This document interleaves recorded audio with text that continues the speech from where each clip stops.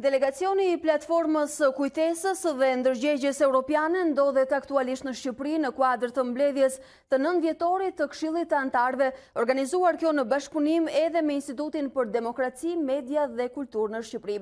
Ky takim do të ofrojë mundësinë 50 përfaqësuesve ndërkombëtar, aktorë të ndryshëm që punojnë në fushën e ballafaqimit me të shkuarën, të vizitojnë vende të ndryshme të Kujtesës në Tiranë, Shkodër dhe Lezhë. Gjatë vizitës studimore në Shkodër është prezantuar edhe ekspozita Totalitarizmi në Europë, te vendi i dëshmisë dhe kujtesës. Ndërkohë publiku shqiptar do të njihet gjithashtu me totalitarizmin në Shqipëri, Estoni, Letoni, Lituani, Poloni, Gjermani, Holland, Çeki, Slovaki, Rumani dhe Bullgari, disa prej qendresave të diktaturës.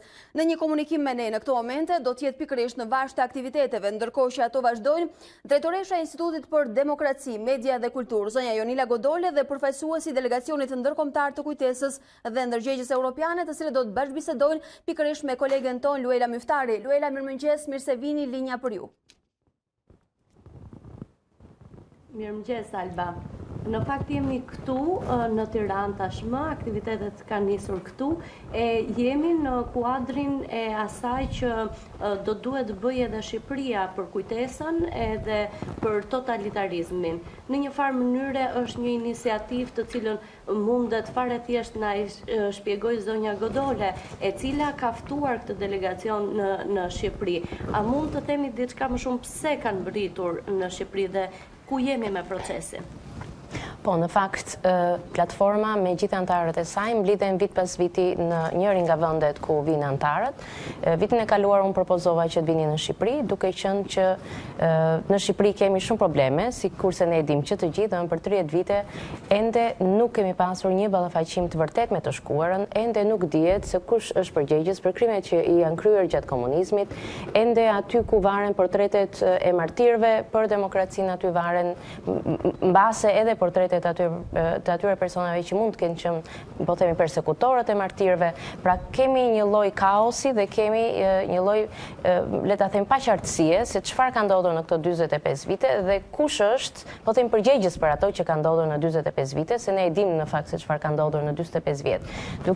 Duke ftuar platformën këtu, e cila ka mbi 65 anëtar në vende të ndryshme të botës, synimi i jonë si DMC ishte që ta përdorim natyrisht të vizitë edhe si një mjet presioni, si një mjet po themi ndaj organeve vendimarrëse, të cilat duhet që një herë e mirë, po themi, të ndajnë shapi nga sheqeri për sa i përket historisë son, të merret vesh se kush kanë qenë viktimat dhe kush kanë qenë përgjegjësit, por nga ana tjetër, pse jo, edhe të provokojmë debat mbar shoqëror se si duhet që të trajtojmë të shkuarën dhe të ballafaqohemi me të, duke qenë që këtu kemi vende, kemi përfaqësues nga të gjitha vendet ku kemi pasur sisteme totalitare, si komunizëm ashtu edhe nazizëm, po themi fashizëm.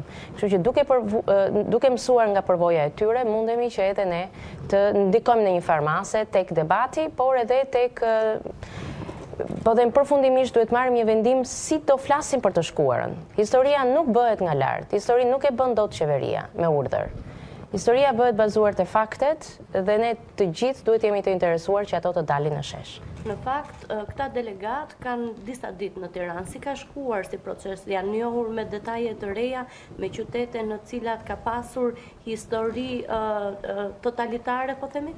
Jo qëllimisht, vizita e këtij delegacioni ka nisur në Shkodër, në kuadër të një ekspozite të madhe që ne paraqitëm aty, ekspozita mbi, le ta themi, totalitarizmin, që për herë të parë vendet të cilat kanë pasur, po themi, regjime totalitare, në këto vende kemi në ato pak postera që janë paraqitur aty, po kemi për herë të parë me emër, me figurë dhe me shifra kush janë përgjegjësit për krime dhe çfarë krimesh janë kryer. Kjo është herë e parë që një gjë e tillë vjen në Shqipëri, pra ku thuhen autorët edhe pse ata kanë një rol, le ta themi, negativ në historinë e gjithë këtyre vendeve.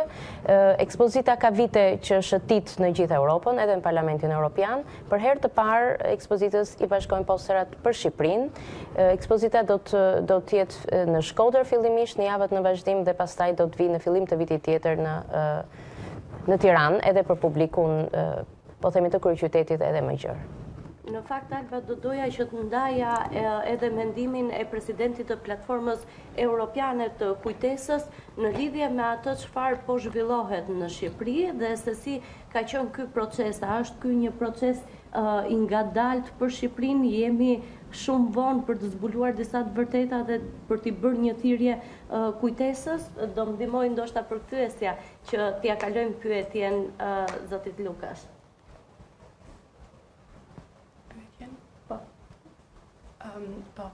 Dear Lucas, so they would like to listen about your experience here in Albania, coming here, and of course the work of Platform and what we can get in here from your experience.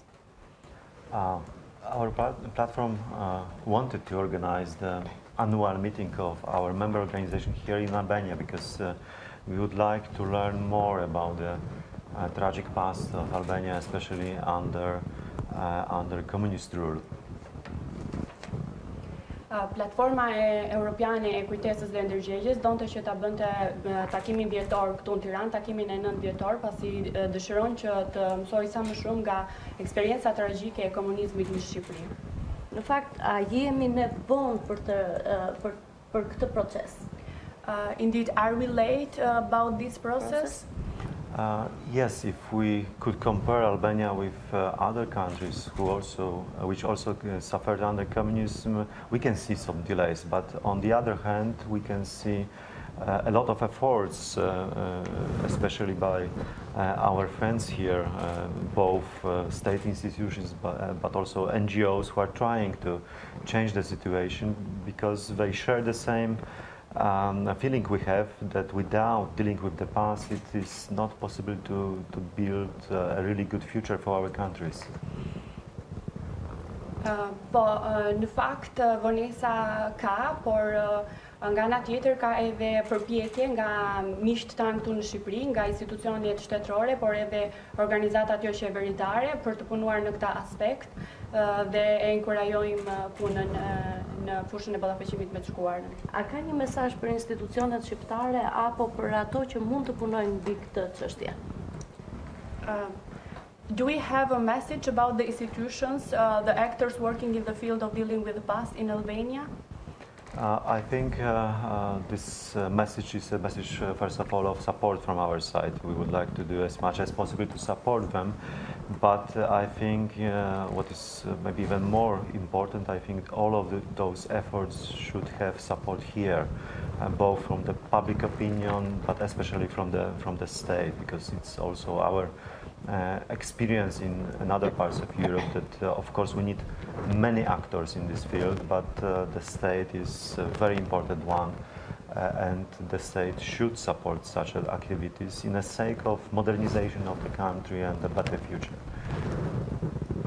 Mesazhi jonë në fakt në këtë aspekt do të ishte mbështetja që ne ju ofrojmë institucioneve që punojnë në fushën e kujtesës këtu në Shqipëri, por kjo nuk mjafton, sepse duhet edhe mbështetja vendese, mbështetja e shtetit mbi të gjitha, sepse nga eksperienca jonë duam që të ndaj me ju që është shumë e rëndësishme të kesh mbështetjen e shtetit kur bëhet fjalë për ballafaqimin me të shkuarën, nëse ne dëshirojmë që të krijojmë një demokraci moderne dhe një ardhmë akoma më të mirë për të gjithë ne.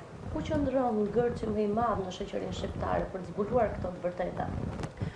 What do you think? Where is the challenge in the Albanian society, in Albania in general, to discover all about dealing with the past?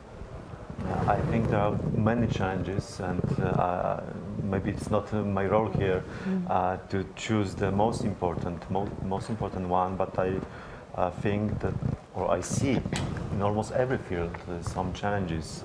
In the field of education, for example, I think, of course, I know that such institutions like the Institute, represented here by Jonira Godola, is doing a lot of activities together with the young generation, but I think that, for example, the schools themselves should be much more involved.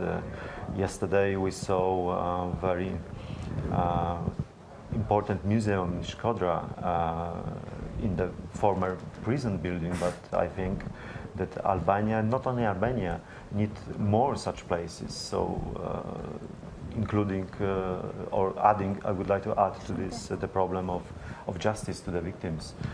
the perpetrators who are not punished. So there is a lot to do, but I would like to say that in other countries this process is not finished. We still have an institution in my home country, in Poland, dealing with those problems. So this is a universal problem, but maybe because Albania suffered so much, even more should be done here.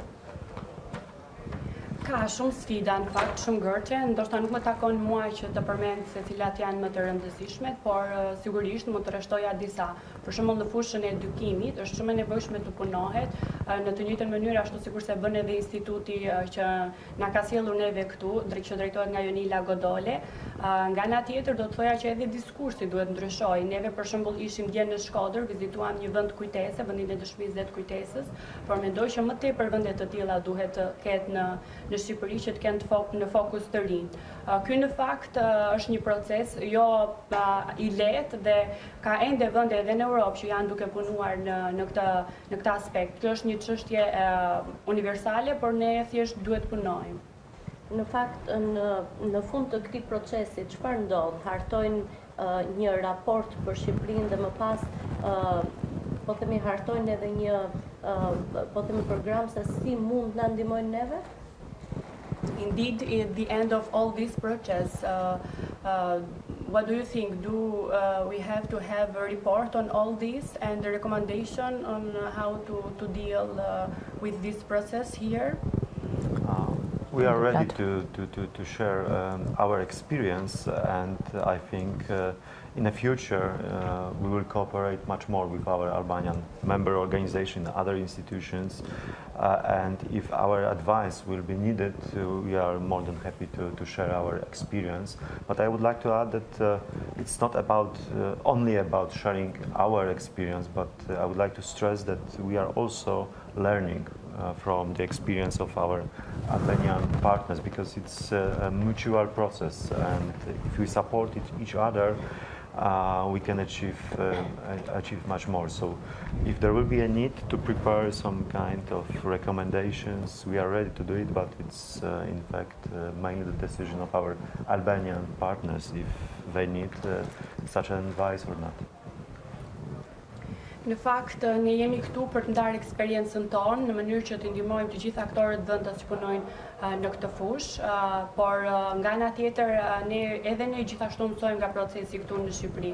Nëse do të jetë e nevojshme që ne të bëjmë disa rekomandime, sigurisht që ne do t'i bëjmë dhe do t'i ndihmojmë aktorët në fushën e kujtesës në Shqipëri, por kjo nuk do të ishte mjaftueshme, pasi edhe shteti duhet të ndihmojë në këtë aspekt. Në fakt do doja ta ktheja bisedën tek zonja Godole për të na shpjeguar se cilat janë eventet dhe aktivitetet që do të jetëzohen, po themi, pas kësaj interviste. Çfarë do të ndodhë më pas? Po, në fakt ka një takim me dyert të mbyllura sot paradite që janë zgjedhjet e platformës, pra zgjidhet, po themi, bordi drejtues, siç e ka çdo institucion, po themi, që funksionon me një bazë anëtarësie të gjerë. Pas asaj do të ketë takime të hapura publike sot edhe nesër në mëngjes, këtu në Hotel Tirana, me aktorë të Kujtesës, me institucione të cilat mund të vinë dhe të paraqesin punën e tyre, pse jo, nëse kanë interes, edhe të antarësojnë në këtë platformë. Sa më shumë institucione të jemi aty, aq më mirë është, aq më shumë mësojmë nga përvoja e njëri tjetrit dhe aq më mirë mundemi që ato që mësojmë, po themi, nga përvoja të tjerëve, t'i zbatojmë në Shqipëri. Një aktivitet i rëndësishëm tjetër do të jetë nesër paradite, ose ta them nesër në drek, në Kuvendin e Shqipërisë, ku një delegacion i platformës do të takohet me deputet që janë në Parlamentin e Shqipërisë për momentin për të theksuar edhe një herë nevojën që ka ballafaqimi me të shkuarën, por edhe për të parë mundësi, duke qenë që do kemi takim me Komisionin e Ligjeve për të parë mundësinë se si nga ana ligjore mundet të vendoset drejtësia në një vend ku edhe sot e kësaj dite, pas 30 viteve në demokraci, ende nuk kemi pasur as edhe një proces të vetëm i cili do të vinte, po themi, do të vinte përpara përgjegjësisë, le ta themi, një persekutor, dhe do të qetësoheshin kështu dhe po themi të mbijetuarit e atij sistemi, thjesht që do të mendonin që gjithë sakrificat e tyre nuk shkuan kot, ja që mund të ketë një drejtësi nesër. Kështu që ky është një ndër takimet e rëndësishme, do thosha unë, që platforma ka parashikuar, si edhe e thash, edhe takimet e tjera me aktorët e interesuar që punojnë në Shqipëri në këtë fushë.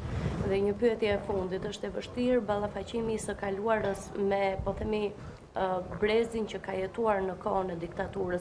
Ju po bëni një përpjekje të madhe për të njohur me këto të vërteta të rinjt, si po shkon ky proces, apo e pranojnë të rinjt, apo bëhen pjesë e këtyre eventeve? Të rinjt, pjesë e këtyre eventeve, tani kjo ishte, po themi, vizita e platformës, kishte një fokus tjetër, por gjithçka që ne bëjmë, të paktën në instituti që unë drejtoj DMC-ja, gjithçka që bën ka në fokus të rinjt, ka në fokus debatin e gjerë publik, ka në fokus mësuesit në gjithë shkollat, të cilat kanë një përgjegjësi direkte dhe një kontakt direkt me të rinjt. Me që jemi këtu, në fakt, ne akoma nuk e kemi bërë publike në fund të takimeve të ditës së sotme mes platformës dhe institutit që unë drejtoj DMC, do të nënshkruhet një marrëveshje e përbashkët për po themi konkursin ton Pyet Gjyshrit, I cili bëhet tani prej shumë vitesh dhe është po themi shumë I njohur, një marrëveshje me platformën do t'i garantoj fituesve një vizitë në vendet e Kujtesës pastaj në Europën qendrore, por do t'jetë, pra, duke qenë që kemi platformën, le ta themi, do t'jetë e gjithë juria e konkursit të këtij viti do t'jetë ndërkombëtare, pra do të marrë një jehon shumë të madhe dhe jashtë, kështu që jemi shumë të gëzuar që në kuadër të këtij takimi të bëjmë diçka edhe në këtë fushë, pra për t'i motivuar të rinjt tanë që ta ndajnë dhe ata përvojën e tyre, ta krahasojnë përvojën e tyre me të rinjt të tjerë në vende të tjera, të cilat kanë kaluar të njëjtën histori si ne. Ne ju urojmë suksese në gjithë të mision, po themi, edhe të zbulojmë sa më shumë të vërteta. Alba, nëse dëshiron diçka tjetër për të ndarë nga takimi me të ftuarit tanë? Luela, në fakt jo nga takimi, por me zonjën Godole kemi mundësi të rikthehemi pak aktualitetit dhe zhvillimeve të fundit. Në 75 vjetorin e çlirimit të Shqipërisë, në bulevardin kryesor të kryeqytetit, janë vendosur disa figura në shenjë nderimi për vendin në këtë datë rëndësishme. Megjithatë, zonja Godole ka pasur një reagim në rrjetet sociale ku thoshte se është një akt përdosës që kontribon në një diferencim ose ndarje të re me ne dhe ata. A mund të na thotë diçka më shumë? Po, patjetër. Zonja Godole, në fakt, ju keni reaguar në një postim në rrjetet sociale mbi portretet që kemi vendosur për gjatë bulevardit. A mund të ndani me neve këtë reagim tuaj? Po, reagimi në fakt erdi pasi pash portretet e varura, që mu duk një shakale, ta themi pak krip, sikurse edhe kam shkruar, se si në të njëjtën formë, edhe estetikisht, në vendin ku kemi pasur, po themi pak vite më parë martirët, të cilët janë dënuar, ekzekutuar atëhere, kishim, po themi, fytyrat të personave, disa për të cilëve janë evidentuar nga kolegët e mi që punojnë në këtë fushë si persekutorët e tyre. Kjo për mua është e pafalshme, nuk kam asgjë, po themi, kundër nderimit të gjithë atyre partizanëve dhe shqiptarëve të cilët e mbështetën luftën dhe luftuan për çlirimin e vendit, absolutisht jo. Po për sa kohë ne si shoqëri, ne si shtet, ne si Shqipëri, ne si shqiptar, nuk kemi ndarë deri tani, nga 90-ta deri tani, se sa prej këtyre partizanëve, të cilët për fat keq, menjëherë pas marrimit të luftës, morën pozicione drejtuese. Nuk po flasu për partizanët e zakonshëm, por kanë qenë pikërisht komandantët dhe partizanët e famshëm të njohur, të cilët I kemi këto ditë edhe në bulevardin ton. Sa për tyre, pra, në çfarë pozicionesh ishin ata pas luftës dhe çfarë përgjegjësish kanë ata direkte mbi krimet dhe persekutimin e kryer për 45 vite.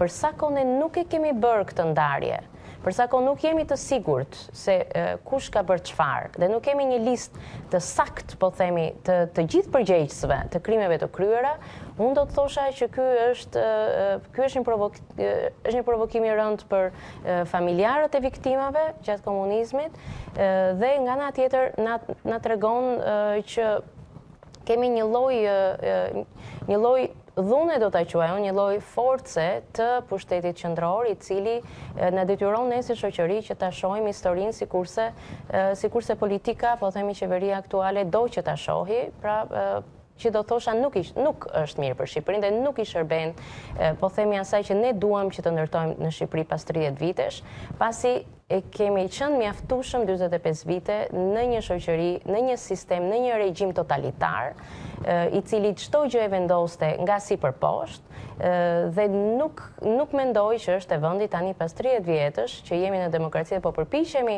të etablojmë demokracinë në Shqipëri, që historinë prapë, domethënë t'ia lëmë në dorë politikës. Shpresoj të na kenë dëgjuar edhe për këtë mesazh, po themi që po japim përmes kësaj interviste. Zoja Godole, përfaqësuesi i Platformës Ndërkombëtare të Kujtesës, faleminderit për këtë komunikim dhe suksese. Luela, falënderime edhe për ty.